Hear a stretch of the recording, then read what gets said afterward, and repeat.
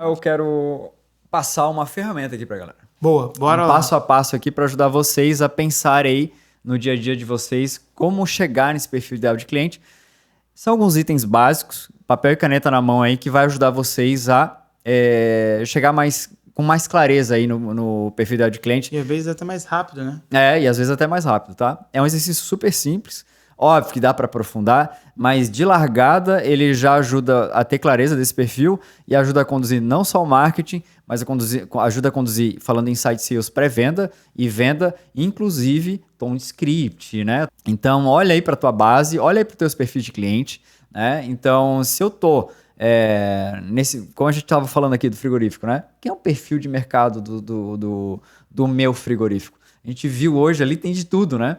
Tem desde realmente do cara que é B2C, é o consumidor final que está levando, até o cara que é o famoso atacarejo, né? Esses atacadões grandes que atendem classe C, D.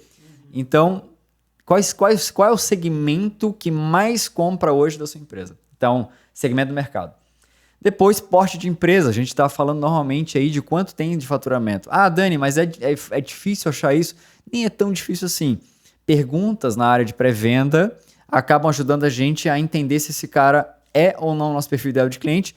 E é o papel da própria pré-venda, né? Uhum. Qualificar é um papel da pré-venda, além de, óbvio, de engajar, né? E deixar ele encantado.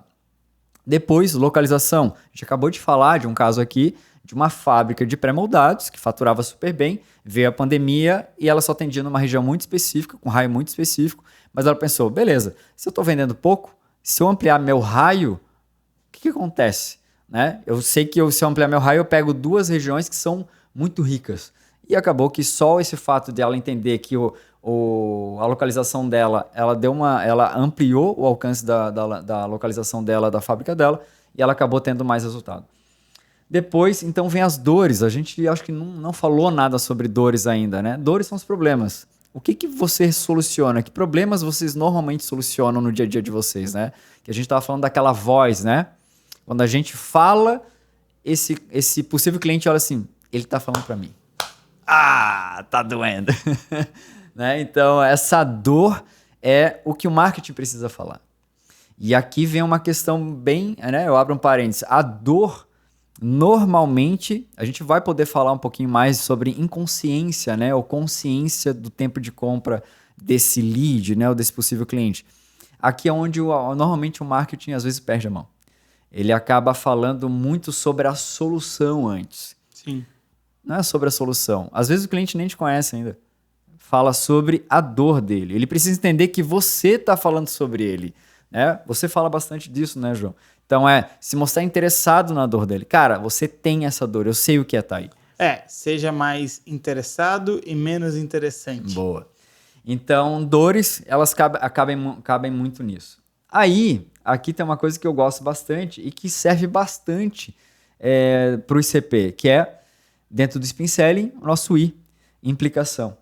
Então, que tipo de implicação sobre aquelas dores, sobre aqueles problemas que esse CP normalmente reage, né? Que implicações, que consequências, que efeitos esse CP, esse possível cliente, né? Ele se eu implicar, ele vai se sentir muito mal em não querer solucionar essa dor.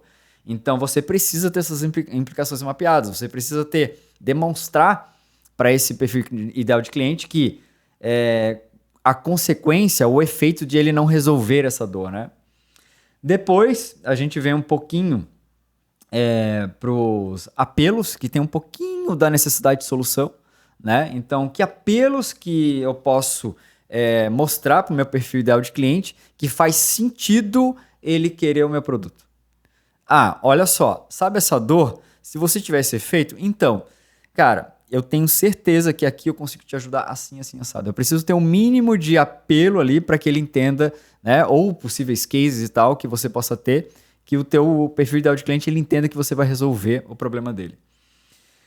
E não menos importante, os envolvidos na tomada de decisão. Aqui está esse erro que a gente estava comentando hoje, né? A gente estava revisando o nosso material e essa linguagem de o meu conteúdo ser para um perfil, mas a minha conversa, a minha comunicação tá para quem utiliza e não para quem compra, né? Sim. Então, esse descompasso no ICP, ele normalmente acontece bastante, né? Que ele acaba, às vezes, o marketing falando com o influenciador e não com a dor do comprador.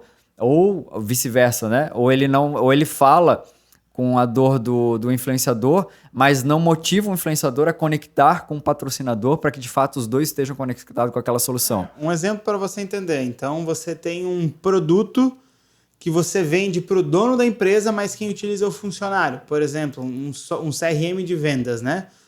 Quem toma a decisão de comprar, muitas vezes, é o dono da empresa, mas quem utiliza são os funcionários. Aí você começa a se comunicar com os funcionários, nunca chega no dono.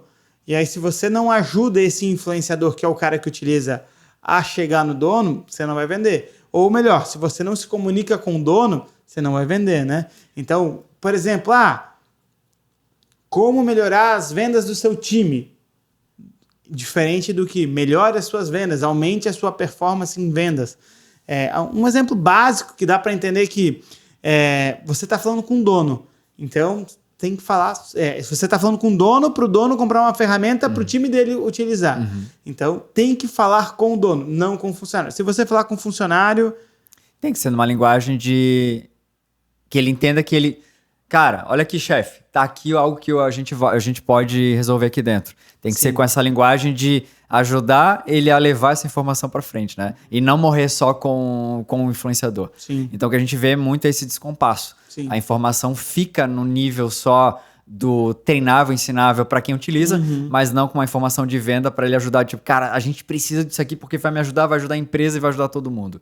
Né? Então, essa comunicação, o ICP também fica bem claro Nesse mesmo exemplo, até para a gente trazer um pouco mais de clareza, né? Então, um CRM vai lá e faz uma comunicação, otimize a sua rotina de trabalho com esse CRM para você conseguir vender mais. Isso é uma comunicação para quem utiliza o CRM, né? Agora, com essa ferramenta, você vai otimizar o trabalho do teu time para no final do dia ele vender mais. Então, eu falo a mesma coisa, só que eu direciono a minha comunicação para o meu perfil ideal de cliente, que é o dono, e não o funcionário. E muitas vezes as empresas erram nisso. Elas falam do produto, falam da transformação, mas na hora de fazer essa comunicação, elas acabam comunicando com a pessoa errada, que não é o decisor. Né? E aqui para o finalzinho, então, o mais importante, que para mim é o ticket, né? Então, a gente inclusive hoje estava falando sobre um possível cliente e a gente perguntou, tá, mas a solução é interessante, mas o teu perfil de cliente não parece ter demanda para tickets maiores. Ele falou assim, realmente não, e o meu ticket fica nessa casa de R$1.000. E a gente entende isso. Então, não adianta você também inventar uma solução ou otimizar um processo, um serviço, que seja, às vezes, de um ticket extremamente elevado, mas o teu perfil de cliente não comporta esse valor. Sim, eu sofri com isso na NIT, né? Então, eu cheguei lá, a gente foi fazer um lançamento, eu tinha ideia de fazer um upsell. Thiago, eu queria vender um ticket alto, não sei o que. Ele disse assim, cara, eu sei, mas ticket alto, acima de X, o nosso cliente ele não compra, porque o nosso cliente ele não tem dinheiro. O cliente que compra esse produto que a gente vai fazer, se a gente for fazer um upsell muito mais alto, de um valor muito alto, ele não vai comprar, então não adianta. Então não adianta a gente botar um produto de 5, 6 mil, que esse cara não tem dinheiro, porque esse cara ele ganha até 2, 3 salários mínimos, então ele não vai pagar 5, 6 mil reais, né? E agora, a gente só pode vender esses 6 mil reais se for a empresa que comprar. Enfim, ele tinha clareza de quem era o cliente e a gente acabou não fazendo esse produto de ticket alto. Legal. E as últimas duas características é o tempo de negociação. Isso é bem importante. Então, o tempo que essa pessoa, esse possível cliente está querendo essa solução. Então, não adianta você entender que no nível do ciclo do perfil ideal de cliente, a tua solução, se esse cliente ficar na tua pipeline, né, na tua lista de possível cliente, se ele ficar acima de 10 dias, ele não faz sentido para você. Né? Só está tomando tempo ali. Então, entendo o tempo de negociação, que é o tempo de negociação de fechamento que você já tem do seu cliente. Então não é que 10 dias é padrão para todo mundo. Exatamente. Tem empresas que o tempo de venda é 90, 180 ou dias. Ou até meses, né? Pô, se você trabalha com grandes contas, né? Ele tinha um despachante que trabalhava só com grandes bancos. Pô, o tempo de negociação desse cliente, cara, às vezes era 12 meses, 15 meses, mas quando fechava um contrato, era um contrato de milhões. Então, entenda o do seu cliente. Isso. Então, é importante entender o tempo de fechamento que esse cliente estaria para fechar um negócio com você. E, por último, a característica de negociação. Vamos lá. De onde vem e até onde vai a característica de negociação, que é, por onde começa?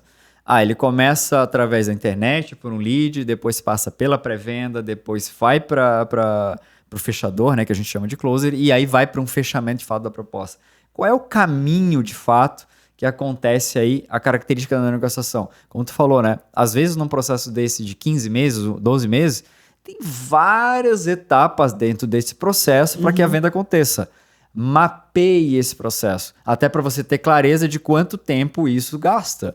Porque se você não tiver clareza sobre esse processo, talvez alguma etapa esteja faltando e aí você acha que está fazendo errado ou que talvez a venda tenha que ser empurrada a qualquer custo, mas às vezes falta um passo, falta um decisor, Sim. falta alguém no meio do caminho para que essa venda aconteça. E a gente está falando de vendas consultivas, a gente está falando de venda complexa, a gente está falando de vendas que o decisor não quer errar lá do outro lado. Sim, vou dar um exemplo desse processo, né? Então, aqui no Toca o Sino, a nossa...